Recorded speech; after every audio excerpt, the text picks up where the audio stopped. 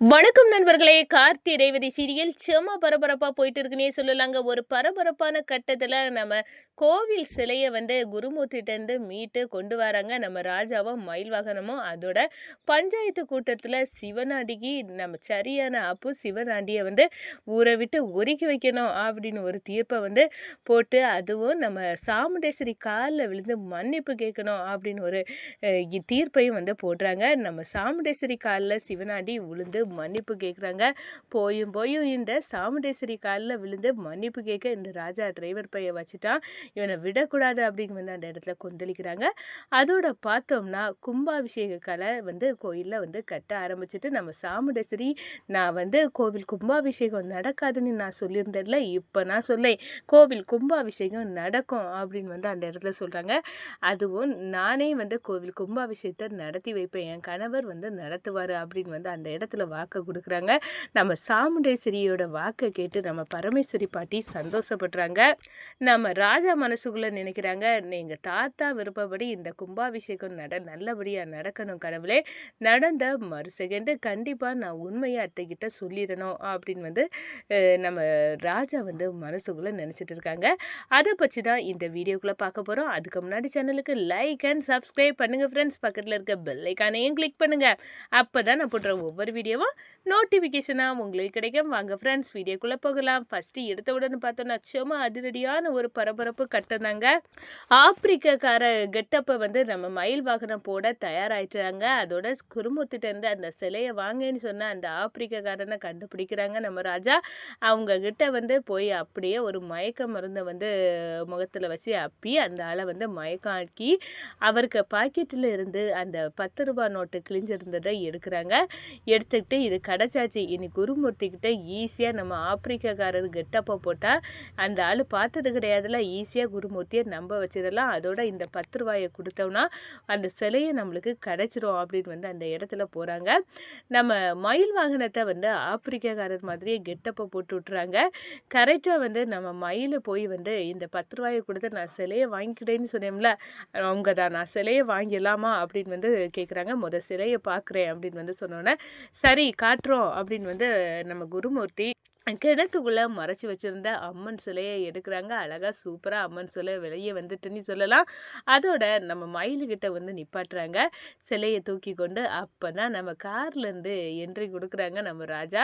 அது ராஜாயை பார்த்த உடனே குருமூர்த்திக்கு ஆட்டம் கண்டுட்டு, நம்ம இந்த சிவனாண்டி சொன்ன ஆள் இவர் தான் போல், வசமாக ஆப்பிரிக்காரர் கெட்டப்போ போட்டு நம்மளை ஏமாற்றி விட்டுறாங்க. எப்படி இந்த ரூபா அவருக்கு நம்ம சீக்கிரட் எப்படி தெரிஞ்சு ஒன்றுமே தெரியலையே, நம்ம கையுங்களவுமா நம்ம வசமாக மாட்டிக்கிட்டோம், இப்போ என்ன செய்ய அப்படின்னு குருமூர்த்தி நிற்கிறாராம். குருமூர்த்தி அடித்து, கோயில் சிலையை திருடி ஒருத்தன் தந்தானா நீ அவன்கிட்ட இருந்து எப்படி வாங்குவ அப்படின்னு வெளுத்து எடுக்கிறாங்க. இந்த சிலையால் எவ்வளோ பெரிய பிரச்சனை, கும்பாபிஷேகம் வர நிற்க போகுது அப்படின்னு அந்த இடத்துல, இது ஊரில் உள்ள சிலை, இங்கே வாடா அப்படின்னு நம்ம குருமூர்த்தியை இழுத்து பஞ்சாயத்துக்கு கூட்டிகிட்டு வராங்க. அதோட சிவனாண்டி முத்துவேலுக தொலியை கலத்தி உரிச்சு நம்ம ராஜா அப்படியே வீர நட போட்டு பஞ்சாயத்தை கூட்டுறாங்கன்னே சொல்லலாம். நம்ம சாமுண்டேஸ்வரி வராங்க. நம்ம தீபாவளிக்கும் தெரிய வருது பஞ்சாயத்து கூடுது, ஏதோ ஒரு முக்கியமான விஷயம். கண்டிப்பாக நம்ம சாமுண்டேஸ்வரி மாப்பிள்ளை நம்ம சாமுண்டேஸ்வரி கிட்ட சிலையை ஒரு நாளைக்குள்ளே நான் கண்டுபிடிச்சி தாரேன் அப்படின்னு பஞ்சாயத்தில் சொல்லியிருந்தாங்களே, இப்போ அதுக்காக தான் கூட்டியிருக்காங்க. நம்ம போனால் ஏதாவது விஷயம் கிடைக்கும், ராஜசேதுபதியோட பேரந்தான் இந்த ராஜா அப்படின்னு நிரூபிக்க வாய்ப்பு கிடைக்கும் அப்படின்னு ஓடுறாங்க.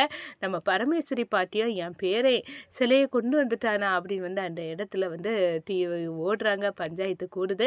நம்ம சாமுண்டேஸ்வரி கிட்ட நம்ம சிவனாண்டியவையும் முத்துவேலையும் கொண்டு விடுறாங்க. சாமி சிலையை மீட்டு கொண்டு வந்திருக்காங்க நம்ம ராஜா. அதோட பார்த்தோன்னா நம்ம சாமுண்டேஸ்வரி ரொம்பவே சந்தோஷப்படுறாங்க. எனக்கு தெரியும் என் மாப்பிள்ளை எப்படியும் அந்த சிலையை மீட்டு கொண்டு என் மானத்தை காப்பாருன்னு எனக்கு நல்லாவே தெரியும் அப்படின்னு நம்ம சாமுண்டேஸ்வரி அந்த இடத்துல பெருமையாக ராஜாவை பற்றி சொல்கிறாங்க. அதோட பஞ்சாயத்து கூட்டத்துல வந்து நம்ம சிவனாண்டி வாயாலே சொல்ல வைக்கிறாங்க. இந்த சிலைய திருடி நம்ம சாமுண்டேஸ்வரி மேல பழிய போட்டு கும்பாபிஷேகம் நடக்காம போகட்டும் அப்படின்னு வந்து பிளான் பண்ணணும். ஆனா வந்து இந்த டிரைவர் ராஜா பையன் எல்லாத்தையும் வந்து கண்டுபிடிச்சு எங்கள தொலிய கலத்தி கொண்டு விட்டுட்டான் அப்படின்னு வந்து சொல்றாங்க. அதோட பார்த்தோன்னா நம்ம ஊர்ல உள்ள வந்து மக்கள் சொல்றாங்க, இந்த சிவனாண்டி பேச்ச கேட்டு உங்கள சந்தேகப்பட்டுட்டோமா, எங்கள மன்னிச்சிடுங்க அப்படின்னு வந்து அந்த இடத்துல மன்னிப்பு கேட்குறாங்க. அதோட நம்ம ராஜா அதிரடியா ஒரு இத போடுறாங்க. இந்த பாரு எங்க அத்தைக்கு மேல பழிய போட்டால, இப்ப எங்க அத்தை கால்ல விழுந்தே நீ மன்னிப்பு கேட்கணும் அப்படின்னு வந்து சிவனாண்டியும் முத்துவேலையும் நம்ம சாமுண்டேஸ்வரி கால்ல விழுந்து மன்னிப்பு கேட்க வைக்கிறாங்க. நம்ம சிவனாண்டிக்கு ஆத்திரம் உச்சினி ஏறுது. நம்ம சந்திரகலாவுக்கு பயங்கர கோபம் வருது. இந்த டிரைவர் பையன் இப்பவும் நம்ம திட்டத்தை சொதப்பிட்டான். கும்பாபிஷேகம் நடத்த விடாம பண்ணணும் அப்படின்னு வந்து நம்ம நினைச்சா நம்மளுக்கு பேரிடியா வச்சு என் கணவருக்கு ஒரு ஆப்பு தூக்கி வச்சுட்டானே அப்படின்னு வந்து அதில் நொந்துக்கிட்டாங்கன்னே சொல்லலாம்.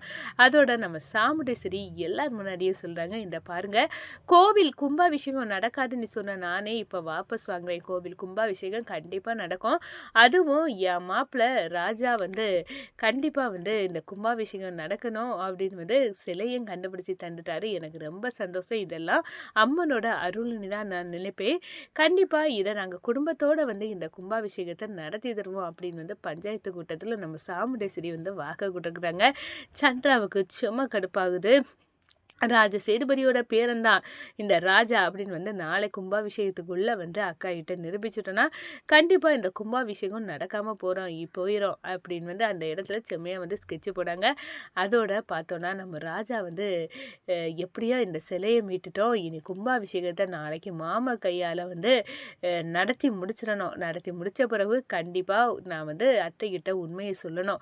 நான் தான் ராஜ சேதுபதியோட பேரே, 2 குடும்பத்தையும் ஒன்று சேர்க்க தான் வந்து நான் உங்கள் வீட்டில் டிரைவராக வேலை பார்த்தேன் அப்படின்னு வந்து உண்மையை சொல்லணும். அத்தை எவ்வளோ தூரம் கோவப்பட்டாலும் பரவாயில்ல, ஆனால் உண்மையை சொல்லிடணும் அப்படின்னு வந்து அந்த இடத்துல நினைக்கிறாங்க. நம்ம தீபாவதி இந்த சைடு யோசிக்க ஆரம்பிச்சிட்டாங்க. எவ்வளோ பெரிய பிரச்சனை சாமுண்டேஸ்வரிக்கு வந்து, ஆனால் அசால்ட்டாக இந்த ராஜா சால்வ் பண்ணிட்டா. இவன் தான் நம்ம ராஜசேதுபதியோட பேரனா அப்படின்னு உள்ள டவுட்டு இருந்துகிட்டே தான் இருக்குது. அதுக்கு இது வரைக்கும் ஒரு சொல்யூஷன் கிடைக்கல.